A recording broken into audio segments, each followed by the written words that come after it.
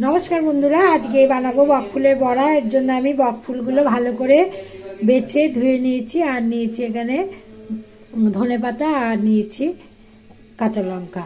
एर साथे बेसन मिशिए आमी एके एके बड़ागुलो भेजे नेब। एर मध्य बेसन दिए दिलाम, स्वाद मतो हलुद ও লবণ দিয়ে দিলাম।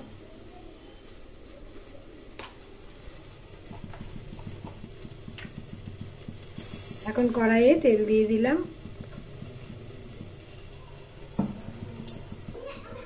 এর মধ্যে অল্প সামান্য জল দিলাম। জল দিয়ে ভালো করে মাখিয়ে নেব।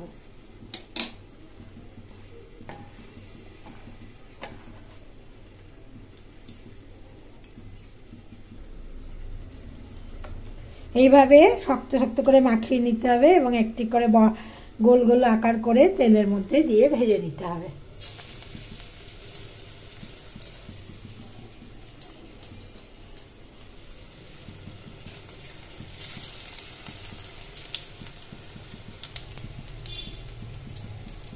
আমরা জানি বকফুল খাওয়া স্বাস্থ্যের পক্ষে খুব ভালো। বকফুলের মধ্যে প্রচুর পরিমাণে ভিটামিন সি আছে এবং ধনেপাতাও এই শীতের শুরুতে খাওয়া খুবই ভালো।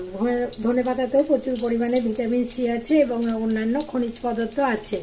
তাই এই সময় বকফুল বা ধনেপাতা আপনি বিভিন্নভাবে রান্না করে খেতে পারেন। তবে বাচ্চারা এইভাবে বড়া বানিয়ে দিলে খেতে পছন্দ করবে।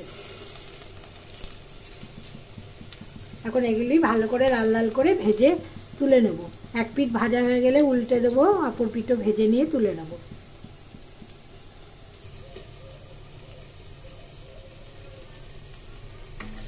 এক পিঠ ভাজা হয়ে গেছে, আমি তুলে উল্টে দিলাম।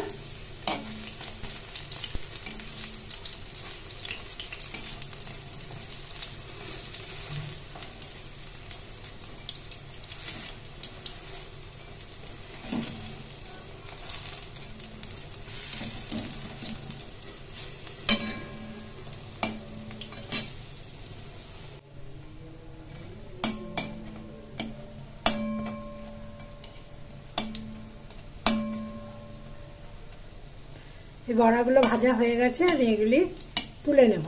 তুলে নিয়ে বাদ বাকি বড়াগুলো ঠিক এইভাবেই ভেজে নেব।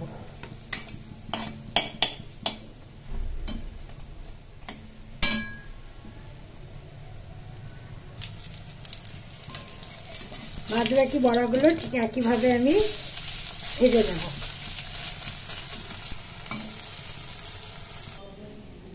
আজকে আমার বকফুল এবং ধনেপাতার বড়া ভাজা হয়ে গেছে। আপনারা এইভাবে ভেজে নেবেন। আশা করি আপনাদেরও ভালো লাগবে। নমস্কার।